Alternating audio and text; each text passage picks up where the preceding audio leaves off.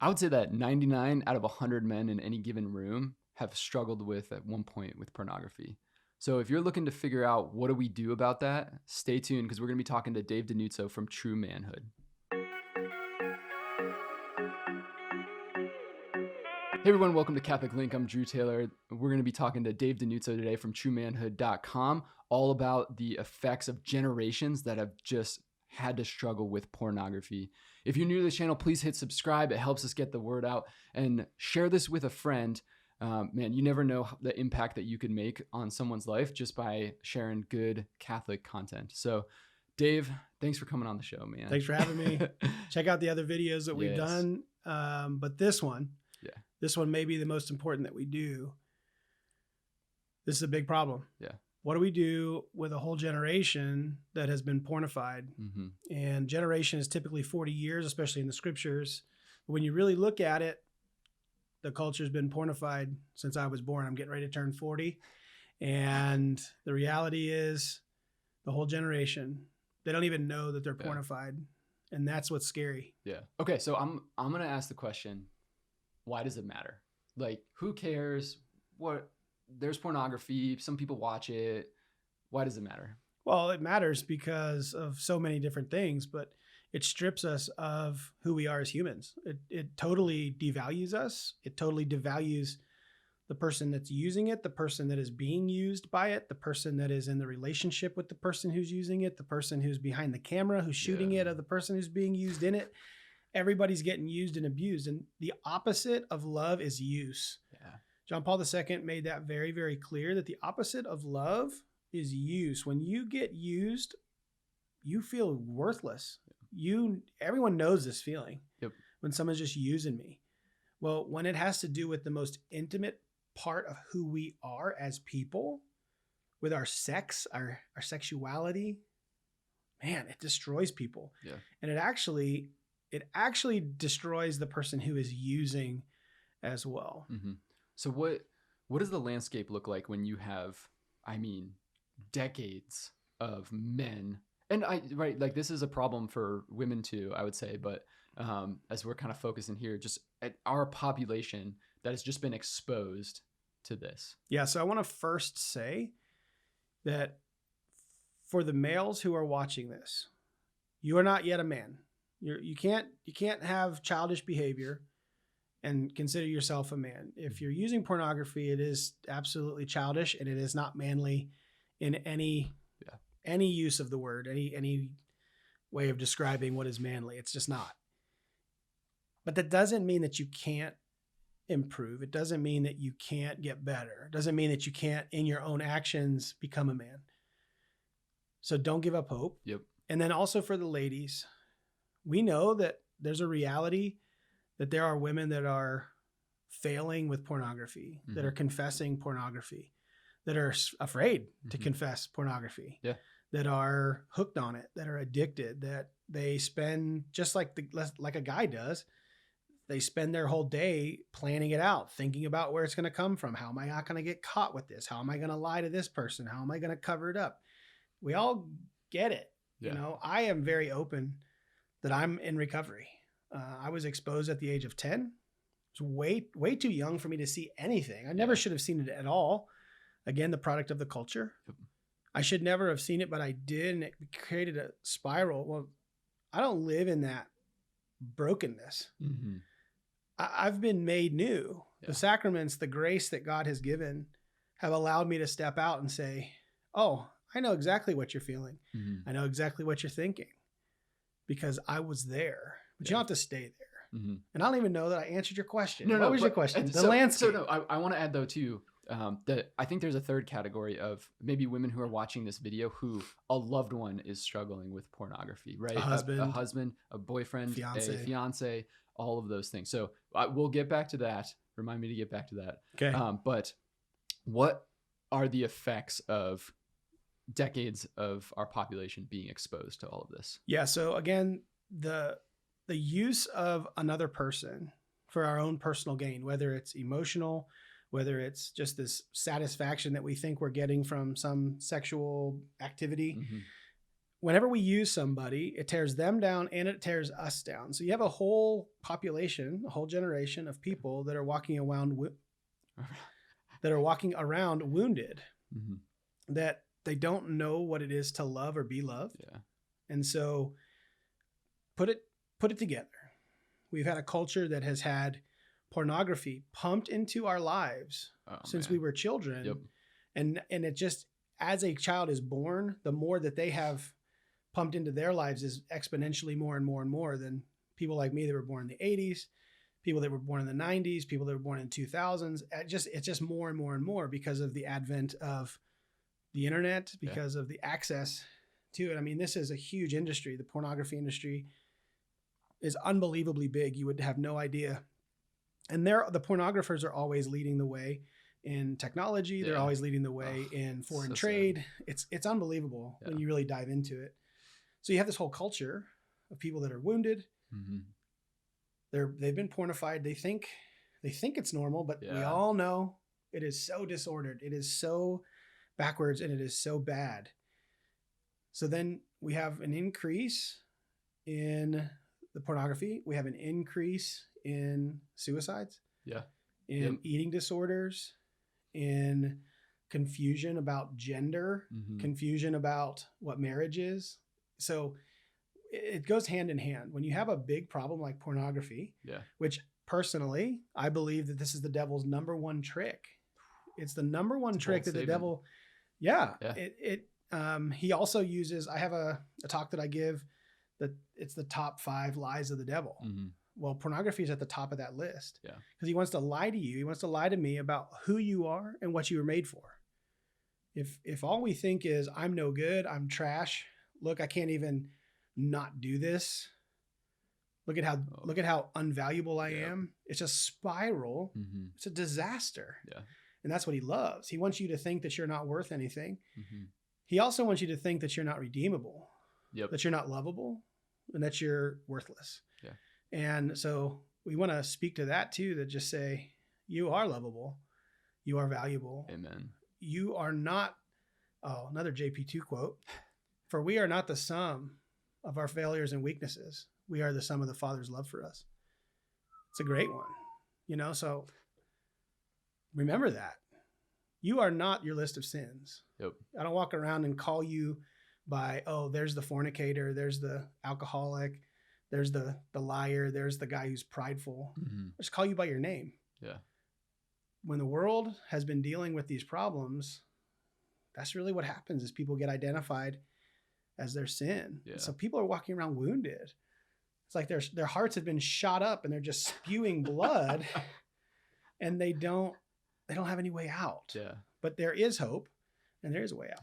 So I like the imagery that you used when you use someone else, another human being who has dignity because they're made in the human and likeness of God, that you tear them down. So as a society, instead of building each other up as men, as women, as sons and daughters of God, like we should be building up the kingdom of God here on earth, taking part in our inheritance that God has won for us. And instead we're just ripping each other down because that's all we know. We don't know how to have true manhood. We don't know how to have friendship.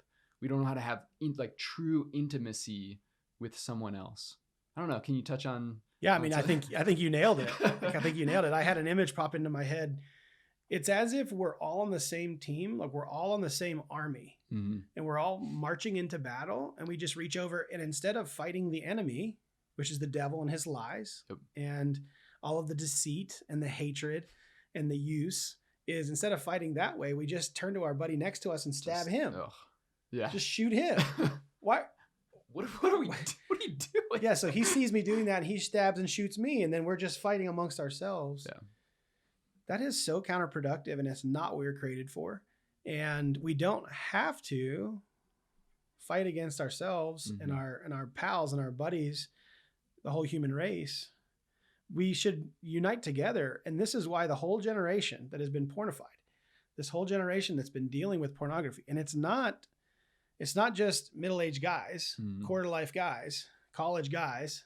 It's down from children at an incredibly young age. Yeah.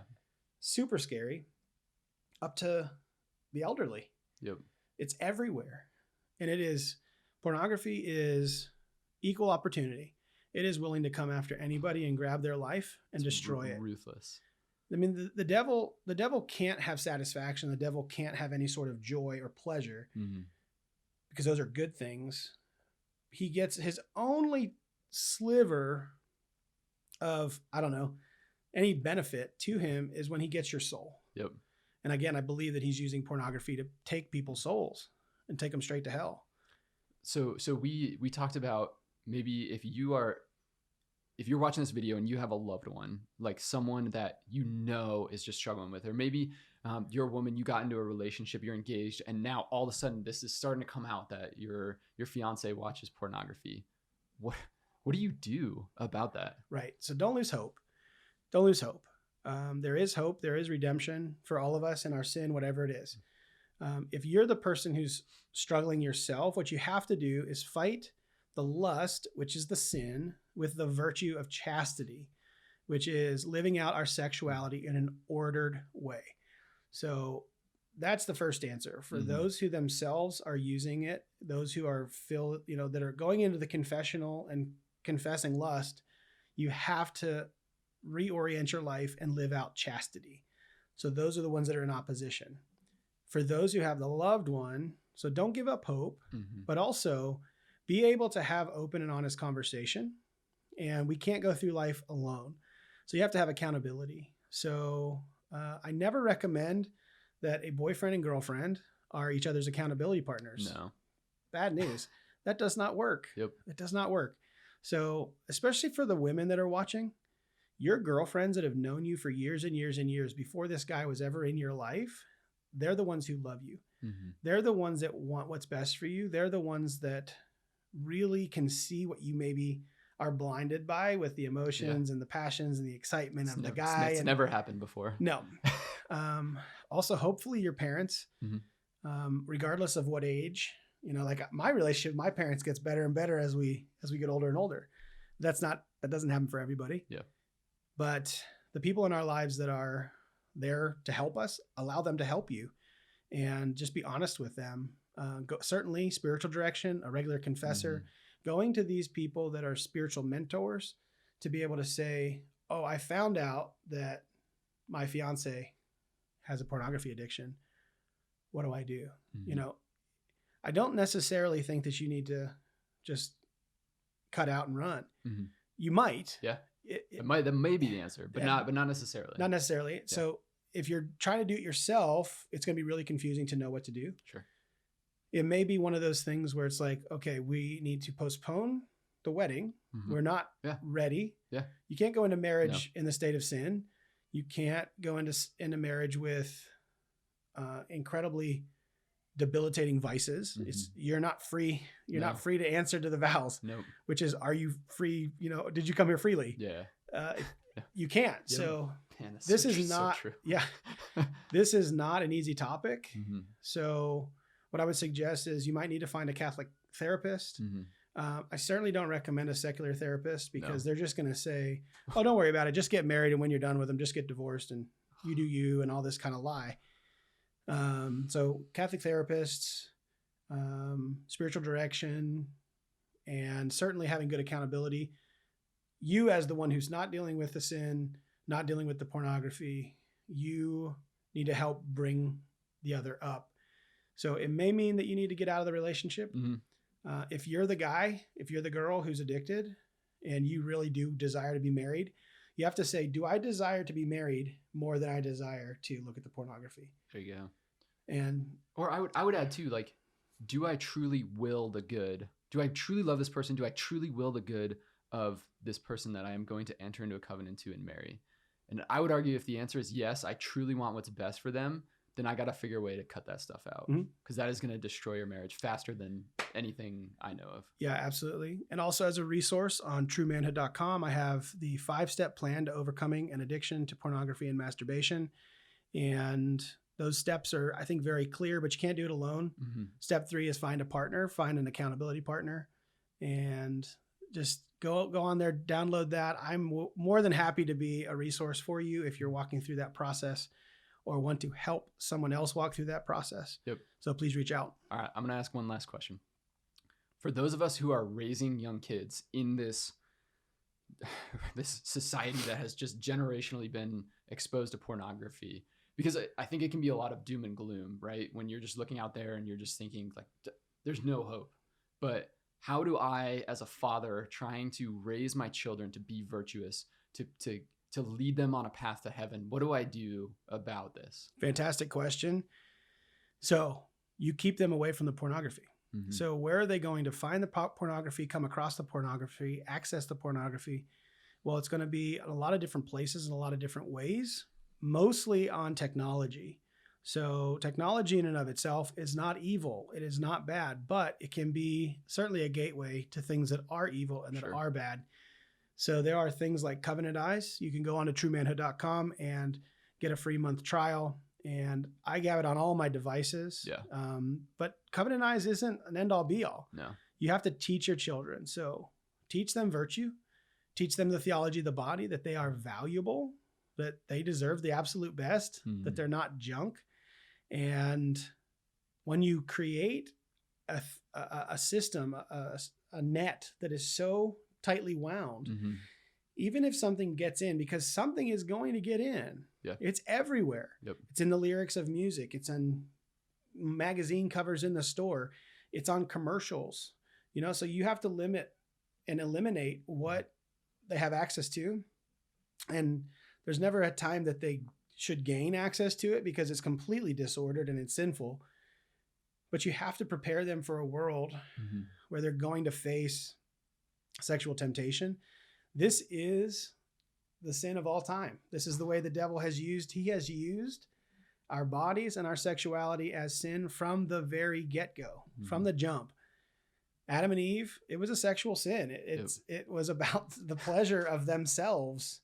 And he's been lying to us for generations. So keep them close, pray with them daily, praying the rosary and teach them the life of Christ and meditating on those mysteries, being engulfed in the sacraments. There's no way around it. You need this. And so great question about how we protect our kids. I think open and honest conversation. Yeah. When they're little, there are great books and resources out there like Good Pictures, Bad Pictures, and more resources are coming available. I want to be a resource to the parents as well. Yeah. And have lots of suggestions for you, but not for this video. No, I think that's beautiful, right? Like, I think a lot of us are in a place where we want to protect our kids, but also equip them, right? It's not, I can't shove my 4-year-old son in a closet and have him wake up when he's 40. Like, I need to help him grow in virtue, but also like be a shield for him, a veil for him, so that he can grow in virtue, so that when he's in the world and it gets exposed to this, now he knows the lies from the truth. 100%. Right? He knows the true manhood. He knows what it means. He knows his identity in God versus the lies that the devil are going to tell him. Absolutely. I think you nailed it. I think we have to equip our kids so that they know what the battle is and how to fight in the battle and be prepared when that battle comes to them. We can't sugarcoat it. We can't act like it doesn't exist, because, it exists and it's coming for them. And when we can successfully equip our kids, they can beat it. And it's not on their own power. It's by the power of Christ, his Spirit working through them. And there is an opportunity for them to make it through life, not pornified. Yeah. And that's encouraging, in our little town, we have a bubble. We love the bubble. It's a protective bubble. Yep. I want my kids to be innocent. I want my kids to be children. I want them to not get exposed to stuff at age 10 like I did. Yep. I want them to grow up pure. Yeah. Without the knowledge of certain things that they shouldn't know anything about. Yeah. And I know that we have high schoolers that in our little Catholic school that they're not carrying a terrorist out around in their pocket. Yeah. They're not on social media. And you know what? They're totally fine. Yeah. And they're actually way better off than the kids that are, have their nose in a phone all day and this is all they do. And, they can't look up to think, what is actually around me? They're living in this false reality. We gotta tell our kids what's real and what's not. And so the pornified culture does not have to be the reality for them. Yep. and there is hope. I There think is that- hope. Yeah. Did I say that? Yeah, Yeah, there is hope. Have we mentioned that there is hope? Yeah. I think that's the most important thing, that, right? Because Christ died for us to bring us hope, to bring us the fact that even in our brokenness, even in our weakness, that there is a path to heaven for us. So Dave, man, thanks so much for coming on the show. This has been amazing. Again, for those of you guys who are out there, leave a comment. Let us know how we can help you, encourage each other as we are fighting on this, because we are on the same team, the winning team, God's team. We are fighting the battle together. Check out truemanhood.com. All of the resources that are there, we'll link to those. And again, we are praying for all of our listeners. Thank you guys so much for joining us today. God bless.